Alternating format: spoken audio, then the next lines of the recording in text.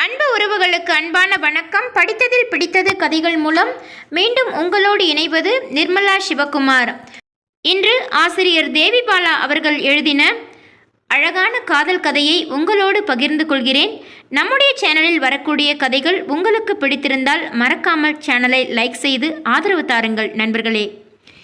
ஏறத்தாழ இருவரையும் உள்ளே தள்ளி கதவை சாத்தினாள். வத்சலா நிமிர்ந்தாள். இப்படி வந்து உள்ளே மாட்டினோமே சந்தோஷ். எதுக்கு கவலை உனக்கு? என் காற்று கூட உன் மேலே படாது வத்சலா. தைரியமாக இரு. நான் ஒரு லட்சியத்துக்காக பாடுபடுறேன். கேவலம் உடம்பு சுகத்துக்காக அத்தனையும் பாழா போகும்படியே செய்வேனா? எதுக்கு கவலை? நீ படு. மனசு தூய்மையாக இருந்தா பக்கத்தில் படுத்தா கூட காமம் வராது. நீ தூங்கு. அவளும் படுத்து விட்டாள். வாலிப வயதில் இளைஞன், எல்லா தகுதிகளும் முழுமையாக நிரம்பிய ஆண்மகன். ஆனால் எடுத்த லட்சியம் நிறைவேறணும் என நினைக்கும் உன்னதமான குணம் படைத்தவன். எந்தவித சலனமும் இல்லாமல் வெகு நெருக்கத்தில் கன்னிப்பெண்ணை வைத்துக்கொண்டு தனியறையில் இருட்டில் உறங்கும் இளைஞன். அவன் மேல் மரியாதை பல மடங்கு கூடி உச்சத்துக்கு வந்துவிட்டது. இவனுக்கு மனைவியாக போகிறவள் உலகமகா அதிர்ஷ்டசாலி. யாரவள்? வத்சலா படுக்க முடியாமல் எழுந்து உட்கார்ந்தாள். மனசுக்குள் காமம் வரவில்லை. கலக்கம் நிரம்பி வழிந்தது. காலை முதல் நமஸ்காரத்துக்கு ஜோடி சேர்ந்தது முதல், பிரகாரத்தில் நடந்தது முதல், இந்த நிமிடம் வரை கணவன் மனைவியாக வேஷம் போட்டாகிவிட்டது. தெய்வ சன்னதியில் ஒரு நாள் கணவன். இது வேஷம்தான், ஆனால் இதுவே நிஜமாக கூடாதா என்ற ஏக்கம். வாழ்க்கையில் இந்த ஒரு நாள் போதுமே. இன்று நெருக்கத்தில் படுக்கை வரை ஒரு நாள் வாழ்வு. எதிர்பாராத சம்பவங்கள் உன்னதம். குருவாயூர் பிரகாரத்தில் உள் பிரகாரத்தில் வத்சலாவுக்கு கால்கள் தடுக்க, படக்கென சந்தோஷ் விழாமல் அவளை பிடிக்க, அந்த ஸ்பரிசமும் நொடியில் தெய்வ சன்னதியில் உண்டான கைத்தீண்டலும் உள்ளே போய் மின்சாரமாக இறங்க வத்சலாவுக்கு அழுகை வந்தது. தெய்வமே, எனக்கேன் உன் சன்னதியில் வைத்து இத்தனை சோதனைகள்? இதெல்லாம் ஒரு பெண்ணுக்கு வாய்க்க வேண்டிய அதிர்ஷ்டமெல்லாம் உனக்கு வாய்க்கப் போவதில்லை. ஒரு நாள் நாடக வாழ்க்கையாவது வாழ்ந்துவிடு. சொல்லாமல் சொல்லும் தெய்வம். அகத்தூண்டுதலில் அனல் பறக்கும் ஆசைகள். திரும்பி பார்த்தாள்.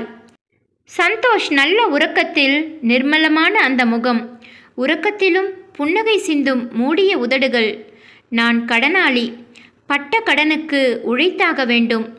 ஒப்பந்தத்தை நிறைவேற்ற வேண்டும். கூடாது வத்சலா. உனக்கு ரட்சித்த மனிதன் இவனுக்கு நீ துணை நிற்க வேண்டும். கடனை அடைக்காமல் ஏமாற்றுபவர்களை கூட தெய்வம் மன்னித்துவிடும். நன்றிக்கடனை அடைக்க மறுத்தால் நரகம்தான் கிடைக்கும். தலையை சிலுப்பிக் கொண்டாள். அதன்பின் சுத்தமாக உறக்கம் தொலைந்து போனது. தரிகெட்டு ஓடும் மனதை இழுத்து பிடிக்க படாத பாடுபட்டாள்.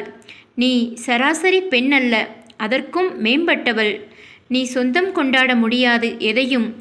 உள்ளே எச்சரிக்கை மணி ஒலிக்க அப்படியே கொட்ட கொட்ட விழித்திருந்தவள் அதிகாலையில் உறங்கி போனாள். காலையில் அத்தை வந்துதான் எழுப்பினாள். வத்சலா திடுக்கிட்டு எழ பக்கத்தில் சந்தோஷ் இல்லை.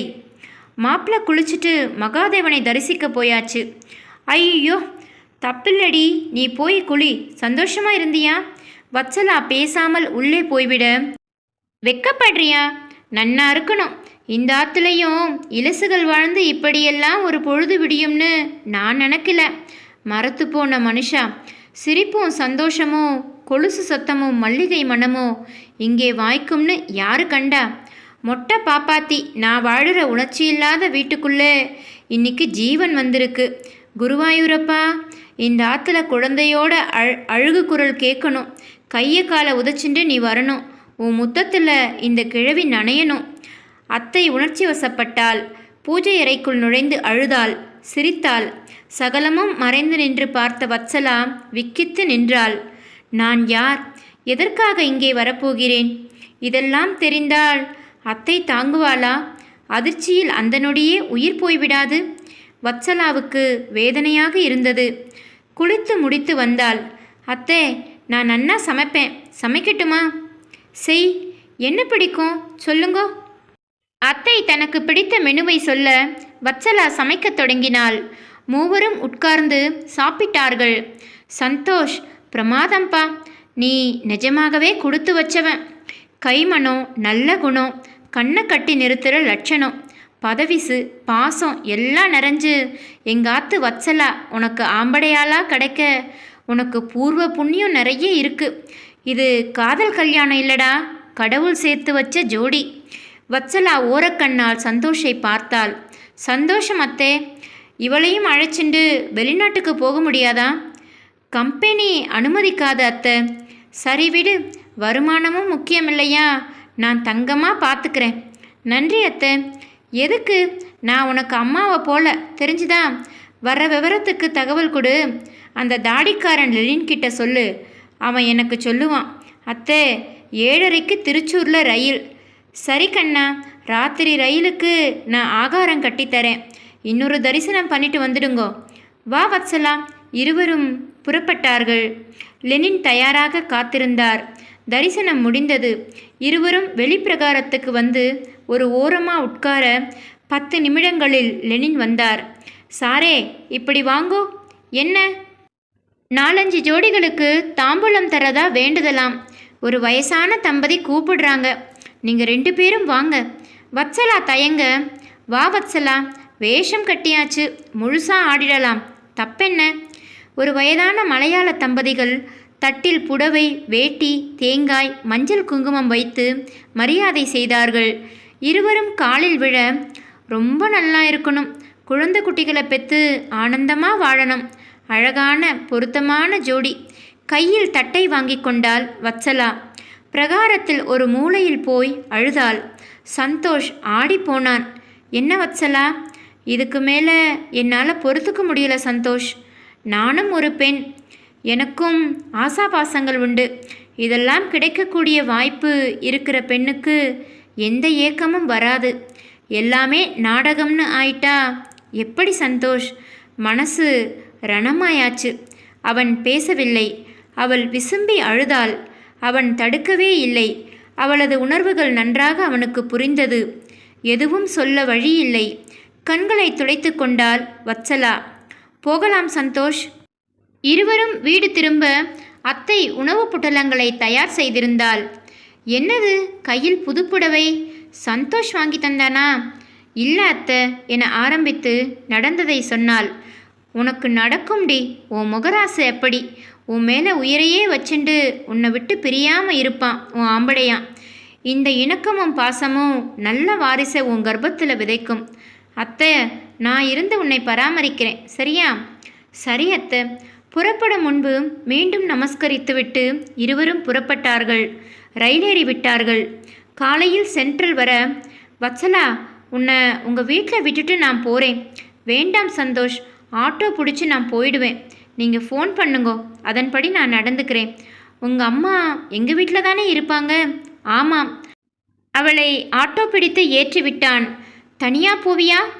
வாழ்நாள் முழுக்க நான் தனியாகத்தானே இருக்கணும். எனக்கு துணைக்கு வாய்ப்பே இல்லையே. நான் பழகிக்கிறேன் சந்தோஷ். அவள் புறப்பட்டு போனாள்.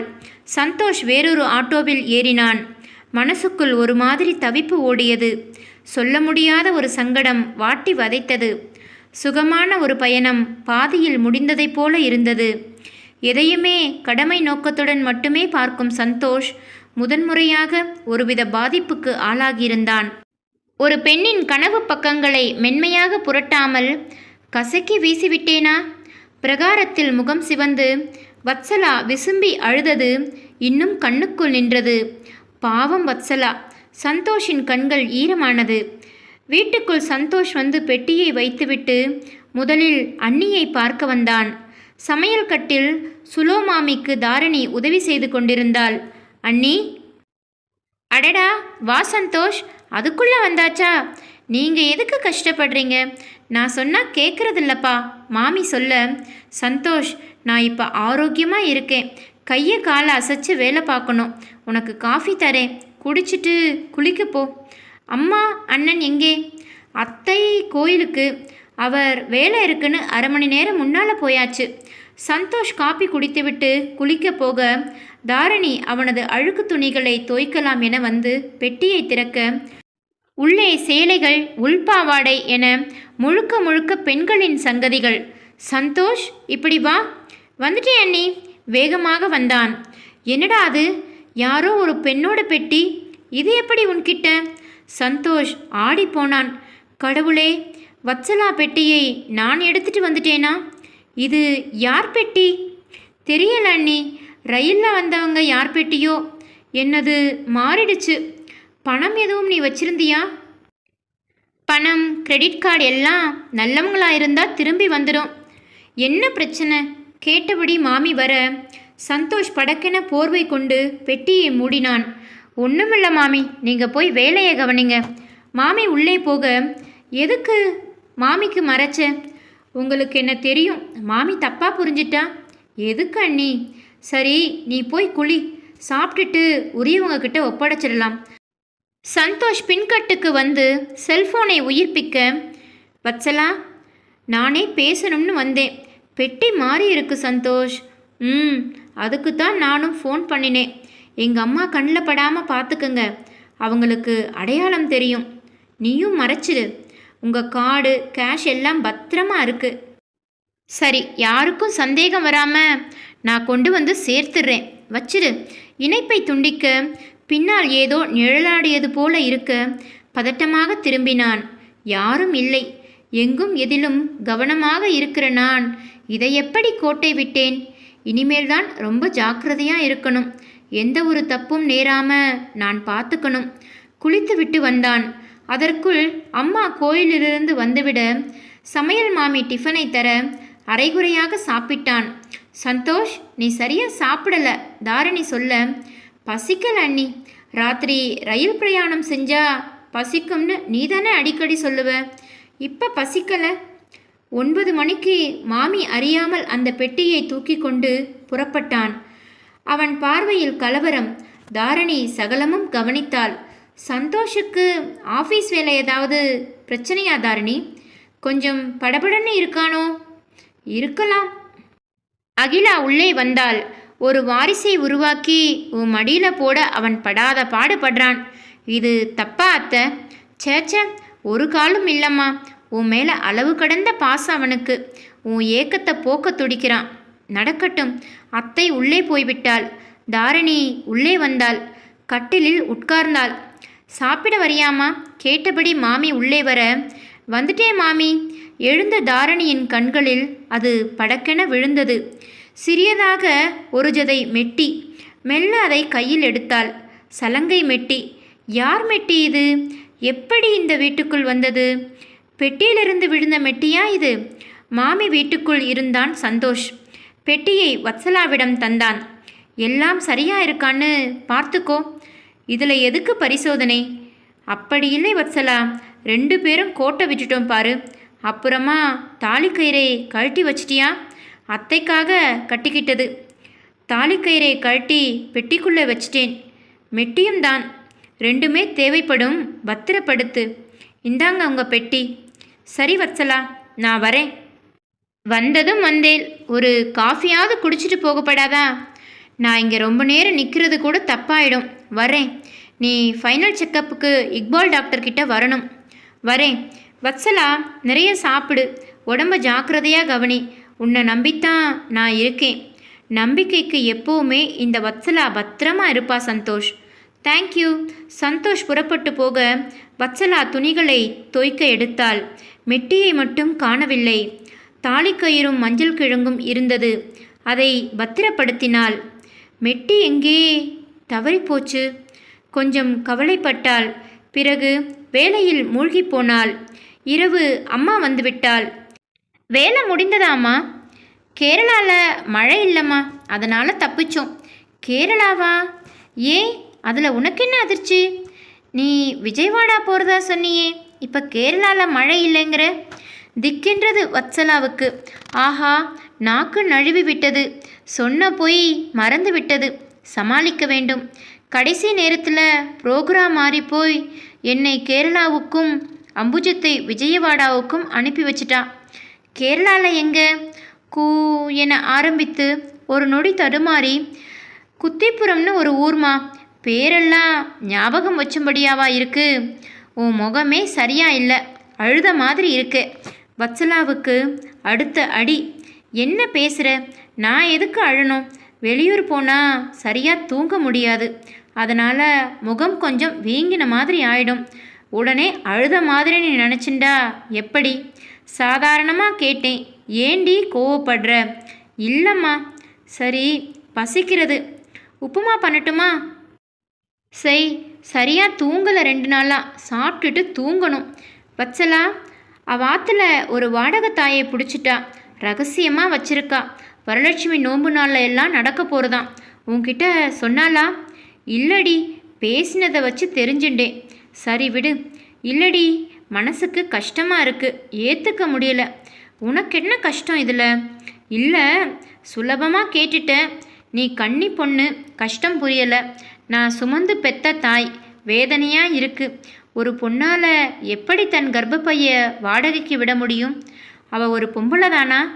அம்மா, தான் சுமக்கிற குழந்தையை வலிக்க வலிக்க பெத்துட்டு யாருக்கோ தாரை வார்க்க எப்படி மனசு வரும்? வத்சலாவுக்கு நிற்க முடியவில்லை. இவளெல்லாம் ஒரு பொம்மநாட்டி தானா? தாய்மை புனிதம் சுமக்கிறது தவம். பெண்ணோட வாழ்க்கையில் இது ஒரு யாகம். அதை கொச்சைப்படுத்தி வியாபாரமாக்கி தன் கருவறையை கல்லறையாக்கிற பாவத்தை செய்கிற எவளா இருந்தாலும் அவ விளங்க மாட்டா. அம்மா, தன்னை மறந்து வத்சலா அலறிவிட சுலோச்சனா திடுக்கிட்டு திரும்பினாள். நீ ஏண்டி கூச்சல் போடுற? வத்சலா ஒரு நொடி நிலை குலைந்தாள். சொல்லுடி. சட்டென சமாளித்து, மற்றவா பர்சனல் மேட்டரை இத்தனை கடுமையாக விமர்சிக்கிறது அநாகரிகம். உனக்கு என்ன போச்சு? அவாத்து சோத்தை தின்னுட்டு நீ இப்படி பேசலாமா?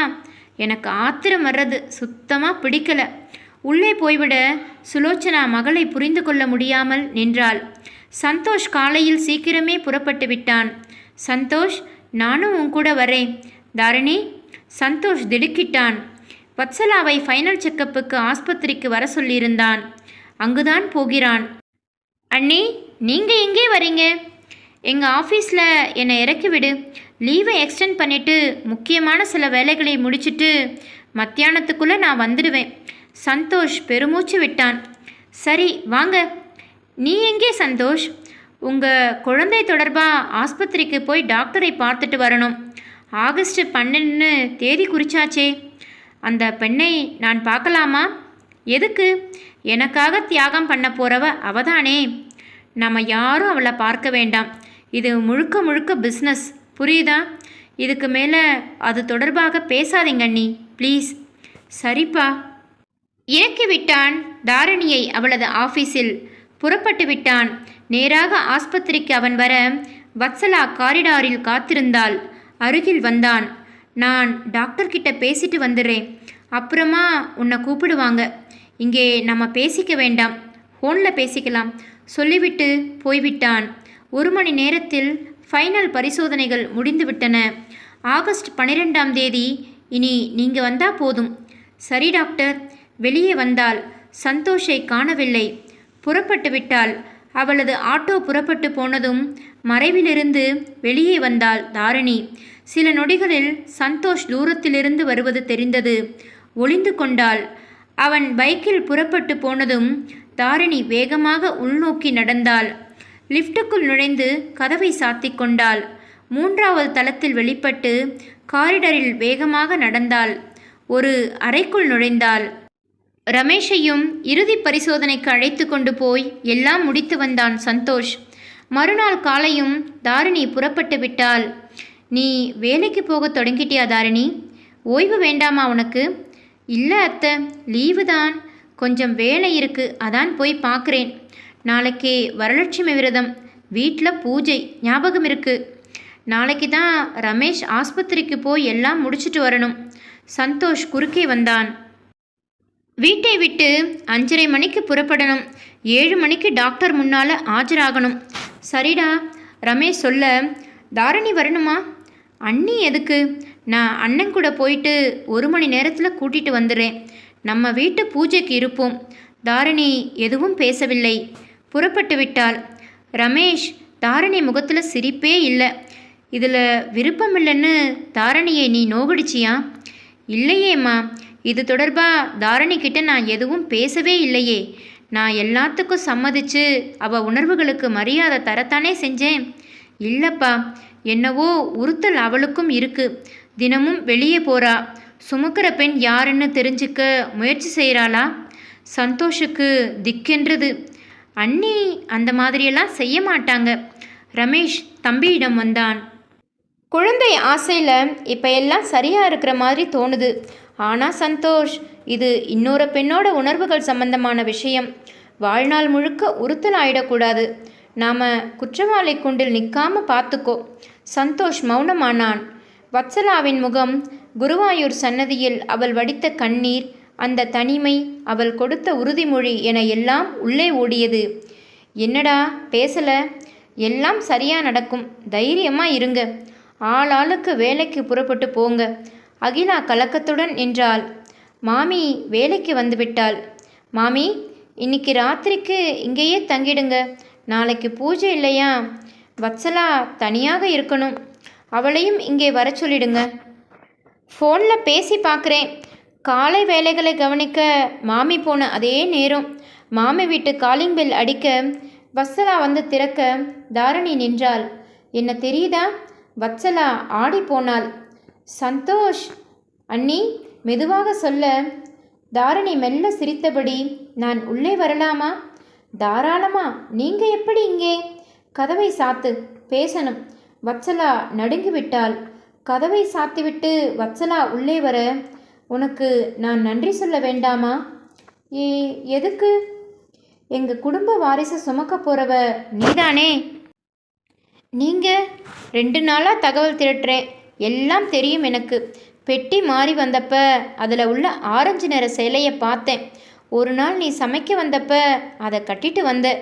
பெட்டிக்குள்ளே தாலி கயிறு, பெட்டிக்கு வெளியே மெட்டி. குருவாயூர் பயணம் டிக்கெட்டும் பெட்டியில் இருந்ததே. சேர்ந்து போனது நீயும் சந்தோஷம். எங்கள் குடும்பத்துக்கு தரிசன ஏற்பாடுகளை பண்ணுற லெனினுக்கு ஃபோன் பண்ணி நான் எல்லாம் பேசிட்டேன். இனிமே எதையும் மறைக்க வேண்டாம். சொல்லு, இப்போ சொல்லு. கைகளை பிடித்து கொண்டு வத்சலா கதறிவிட்டாள். சகலமும் சொன்னாள். பிரசவம் வரைதான் தங்க ஒரு இடம் வேண்டுமென்று குருவாயூர் அத்தை வீட்டுக்கு போனதை சொன்னாள். நாம் பட்ட கடனை அடைச்சு என்னை அவமானத்திலிருந்து மீட்டவர் சந்தோஷ். அதுக்காக நான் ஒப்புக்கிட்டேன். என்னை மாதிரி ஒருத்திக்கு பாதுகாப்பான வாழ்வு கிடைக்கும்னு உத்தரவாதம் இல்லை. சந்தோஷ் மெஸ் வச்சு தரேன்னு சொல்லியிருக்கார். அதில் நான் பிழைச்சிப்பேன். ஒரு நல்ல குடும்பத்துக்கு பிள்ளை பெற்று கொடுக்கறது என் பாக்கியம். ஆனால் உங்களுக்கு இது தெரிஞ்சது துரதிர்ஷ்டம். அவளையே பார்த்தாள் தாரணி. இதை பாருங்க, குழந்தையை பெற்று அதோட முகத்தை கூட பார்க்காம உங்ககிட்ட கொடுத்துறேன். என்னால் எதிர்காலத்தில் உங்களுக்கு எந்த ஒரு தொல்லையும் வராது. சத்தியம் பண்ணுறேன். இந்த நம்மோட சந்திப்பு யாருக்கும் தெரிய வேண்டாம், சந்தோஷுக்கு கூட. வத்சலா, அந்த அத்தை வீட்டில் ஒரு நாள் தம்பதிகளாக 2 பேரும் நடிச்சுதா சொன்னேன். வேற வழி இல்லை. 1 வருஷம் அங்கே நான் கௌரவமாக தங்க இந்த நாடகம் அவசியமாச்சே. உண்மைதான். நீ என்ன செய்கிற? நாளைக்கு காலையில் 5 மணிக்கு எங்கள் வீட்டுக்கு வர. உங்கள் வீட்டுக்கா? எதுக்கு? நாளைக்கு நான் ஆஸ்பத்திரியில் இருக்கணும். அந்த வீட்டு வாரிசை சுமக்க போகிற நீ அந்த மண்ணை மதிக்கணும். எந்த ஒரு பிரச்சனையும் வராது. இது இந்த அக்காவோட உத்தரவு. நான் பார்த்துக்கிறேன். உன் வரவு எனக்கு மட்டும் தெரிஞ்சா போதும்.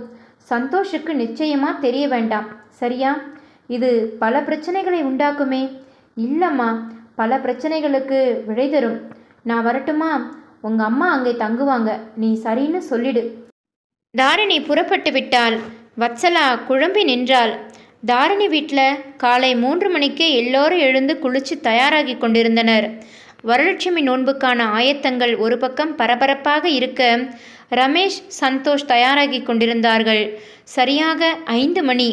வாசலில் ஆட்டோ நிற்க தயங்கி வத்சலா இறங்க தாரிணி வாசலுக்கு ஓடினாள். வா வத்சலா, உள்ளவா. கைப்பிடித்து அழைத்து வர சந்தோஷ் பார்த்து நிலைகுலைந்து போக மாமி அதிர்ச்சியாக வலது காலை எடுத்து வச்சு, வா அக்கா, வரலட்சுமி நோன்பு. வரலட்சுமி வீட்டுக்கு வந்தாச்சு, வா. அத்தனை பேரும் அதிர்ச்சியுடன் பார்க்க, என்ன எல்லோரும் பார்க்குறீங்க? இந்த குடும்ப வாரிசை சுமக்க போகிற பெண் இவ தான். ஆகஸ்ட் 12 ஆஸ்பத்திரியில் காலையில் மாமி பாய்ந்து வந்தாள். என்னடி வத்சலா இது? மாமி கொஞ்சம் இருங்க. முழுமையா என்ன பேச விடுங்க என ஆரம்பித்து சகலமும் சொல்ல சந்தோஷ் வத்சலா பதற, மாமி கண்ணீர் வடிக்க, கடனை அடைக்க தன் வாழ்க்கையை பணயம் வைக்க இந்த பெண், இவ தொழிலுக்காக வந்த நாலாந்தர பெண் இல்லை, பிரச்சனைக்காக வந்தவ. அதை அழகா நிறைவேற்ற சந்தோஷ் கூட உழைச்சவ. அந்த ஒரு நாள் நாடகத்தை 2 பேரும் குருவாயூரில் நடத்தினப்ப உள்ளுக்குள்ளே நிஜமாவே வாழ்ந்திருக்காங்க. வெளியில் சொல்ல முடியல, சொல்ல வழி இல்லை. தாரணி, அது கொடுமை. ஒரு பெண்ணை தூக்குல தொங்க விட்டு நான் தாயாக வேண்டாம். அக்கா இரு, இந்த குடும்ப வாரிசை சுமக்க போறவன் நீதான்னு சொன்னேன்.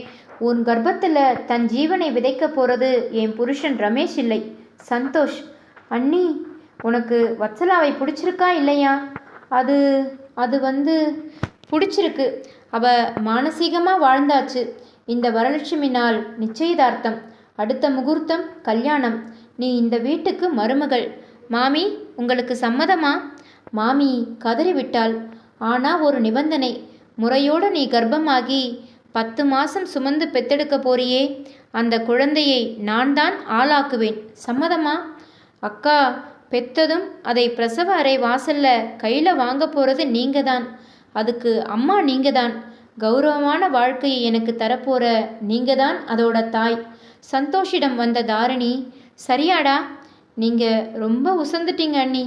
ஆஸ்பத்திரியில் டாக்டருக்கு நான் நேத்திக்கே பேசி கேன்சல் பண்ணியாச்சு. முதல்ல வரலட்சுமி பூஜை, அப்புறமா நிச்சயதார்த்தம். அகிலா பூரித்து போக, வத்சலா தாரணி காலில் விழப்போக, இரு, ஜோடியா வேளாம். அத்தை சொல்லலை குருவாயூரில்?